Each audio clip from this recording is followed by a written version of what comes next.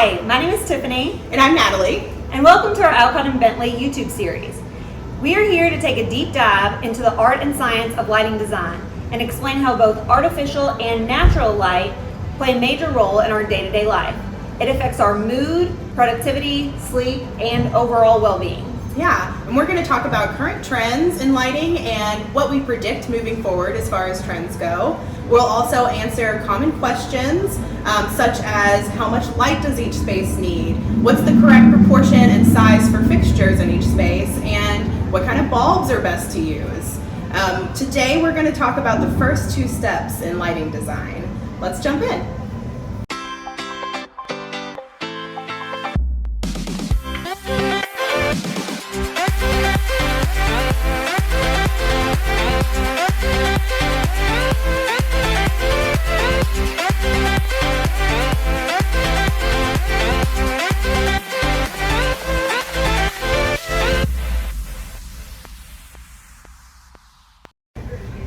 Lighting design is a relatively new industry, and we are so excited homeowners and industry professionals are working with us as lighting designers to really take their project to the next level.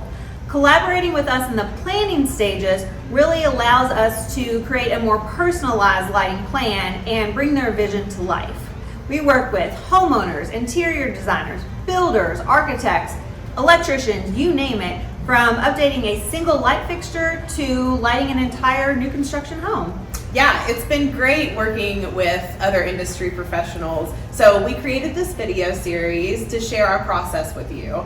We're going to guide you through the experience of working with us, how to discover your lighting goals, and define your lighting needs.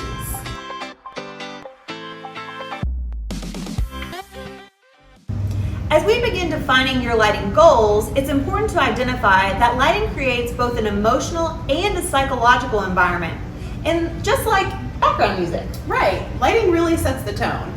Think of it this way, when you're cleaning or working, you want some music with a little bit of high energy, like rock music, as opposed to when you're relaxing with a glass of wine, you want something a little bit more soothing, like classical music. This also goes into the lighting in your home. So how do we create the perfect emotional setting?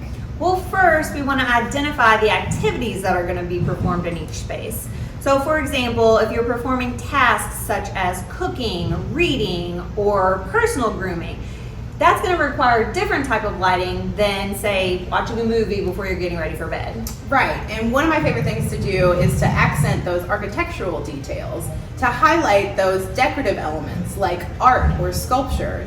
We can create dramatic effects by accentuating colors and textures with shadows, and light can really be an art. Absolutely. It's so much more than just placing a light in a room for general illumination.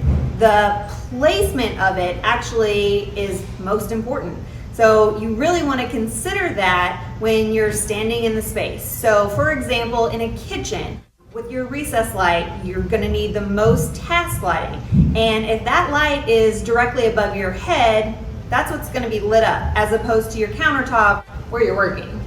Right, yeah, and artistic placement is crucial to highlighting those decorative elements as well. Where the light is where your focus goes. So we can highlight millwork, beams, window casings, fireplaces, stoneworks. We can even highlight those purely functional elements like staircases. For example, we just wrapped a project where we illuminated a floating staircase, taking that purely functional element into an aesthetically pleasing element. Yes, we did. And that light also provides safety at night. So if you're sneaking down for a midnight snack, you're going to have the perfect amount of light.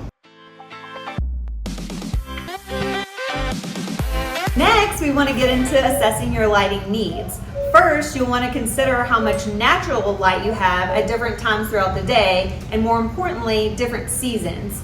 During the dark days of winter, when it's dark when you leave in the morning and it's dark when you get home, it's so important to supplement that lack of natural light with artificial light. Yeah, but even on a cloudy day, architectural lighting can really enhance those details and create a relaxing and soothing space where you can truly appreciate those elements.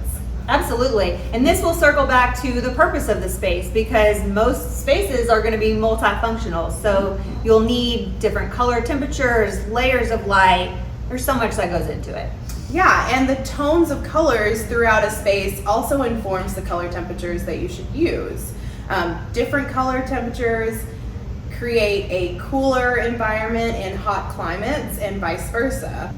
We hope we have given you some insight into the lighting design process and what it's like to work with us. Now we've established your direction. It's been so fun to see you. Next week we'll talk about the sources of lighting that's compatible for your needs. See you next time.